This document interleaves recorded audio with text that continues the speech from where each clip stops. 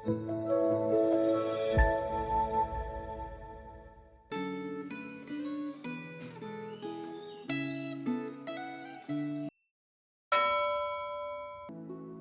Bapak Ibu Saudara sekalian, mari sebelum kita baca firman, kita satu dalam doa. Bapa, kami membutuhkan hikmat-Mu untuk membaca merenungkan firman-Mu. Kiranya kami boleh mengetahui, mengenal, dan lebih dalam mengasihi Tuhan. Dalam nama Yesus kami berdoa. Amin. Saudara, tema Gemah hari ini adalah taat namun kurang peka. Terambil dari 2 Tawarik pasal ke-35. Saya akan bacakan ayat 20 sampai 24. Demikian firman Tuhan. Kemudian daripada semua ini, setelah Yosia memperbaiki rumah Tuhan, majulah Neko, raja Mesir, hendak berperang di Karkemis di tepi sungai Efrat. Yosia keluar menghadapinya.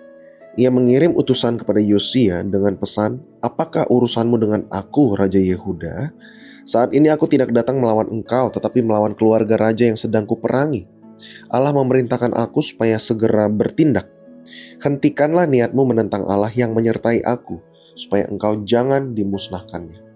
Tetapi Yosia tidak berpaling daripadanya, melainkan menyamar untuk berperang melawan dia.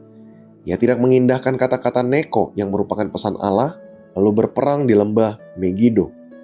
Maka pemanah menembaki Raja Yosia, dan Raja berseru kepada orang-orangnya, "Bawa aku dari sini, karena aku luka parah." Orang-orangnya mengangkatnya dari keretanya, lalu mengangkutnya dengan kereta cadangan, lalu membawanya ke Yerusalem. Kemudian matilah ia, lalu dikuburkan di pekuburan nenek moyangnya. Seluruh Yehuda dan Yerusalem berkabung karena Yosia. Saudara, Yosia adalah anak Raja Amon. Raja Amon adalah raja yang jahat di mata Tuhan, kita tahu itu. Tetapi Yosia juga satu sisi tidak mengikuti kelakuan ayahnya. Selama memerintah sebagai raja, Yosia melakukan hal-hal yang baik. Dia menyelenggarakan perayaan Paskah bagi Tuhan. Perayaan Paskah ini bukan perayaan biasa, tetapi perayaan yang agung yang tidak pernah dirayakan lagi sejak masa Nabi Samuel. Paskah ini dirayakan oleh para imam, orang Lewi, seluruh orang Yehuda dan Israel, termasuk penduduk Yerusalem di ayat 18. Perayaan Paskah ini dipersiapkan dengan sangat baik, mulai dari kurban yang dijadikan persembahan. Setiap penduduk akan mendapat bagian dari kurban yang diberikan oleh Raja Yosia dan para pemimpin Yehuda. Pelayan ibadah dari Bani Asaf juga disiapkan untuk fokus melayani dalam ibadah Paskah dan Hari Raya Roti Tidak Beragi yang diselenggarakan selama 7 hari. Jelas terlihat, Raja Yosia adalah raja yang taat melakukan perintah Tuhan yang pernah dilakukan oleh nenek moyang bangsa Israel. Sayangnya, Raja Yosia memiliki kelemahan juga. Dia kurang peka terhadap perintah Tuhan yang disampaikan melalui Neko, Raja Mesir. Neko memberitahu bahwa kedatangannya bukan untuk berperang melawan Yosia dan kerajaan Yehuda, sesuai dengan perintah yang diterima Neko dari Tuhan di ayat 21. Alkitab tidak memberitahu bagaimana dan kapan cara Tuhan memberi perintah kepada Raja Neko. Akan tetapi, perkataan Raja Neko kepada Raja Yosia memperlihatkan bahwa Raja Neko bukan datang untuk berperang melawan Yehuda.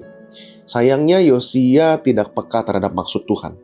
Yosia menyamar karena dia ingin tetap berperang melawan pasukan Mesir yang dipimpin oleh Raja Neko. Akhirnya Raja Yosia gugur dalam peperangan.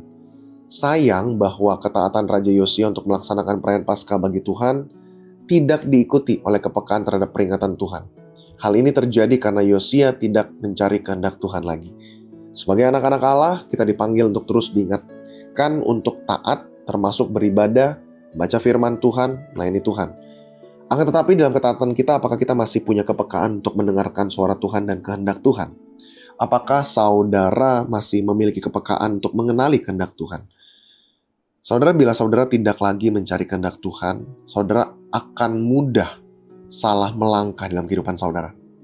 Kiranya Tuhan yang menyelamatkan kita boleh terus membuat kita punya kepekaan terhadap kehendak-Nya, dan kita pun boleh terus belajar mencari kehendak-Nya. Mari kita berdoa. Bapa, kami bersyukur buat firman-Mu. Di dalam kehidupan ini kami perlu tuntunan pimpinan-Mu ketika kami melangkah mengambil keputusan dalam kehidupan. Bapa, berikan kami kepekaan, karena kalau bukan Engkau yang memimpin kami tidak mampu, kami tidak sanggup, dan kami tidak tahu seperti apa kami harus berjalan. Tuhan, tolong kami, sertai kami. Dalam nama Yesus kami berdoa. Amin. Tuhan berkati Bapak Ibu Saudara sekalian.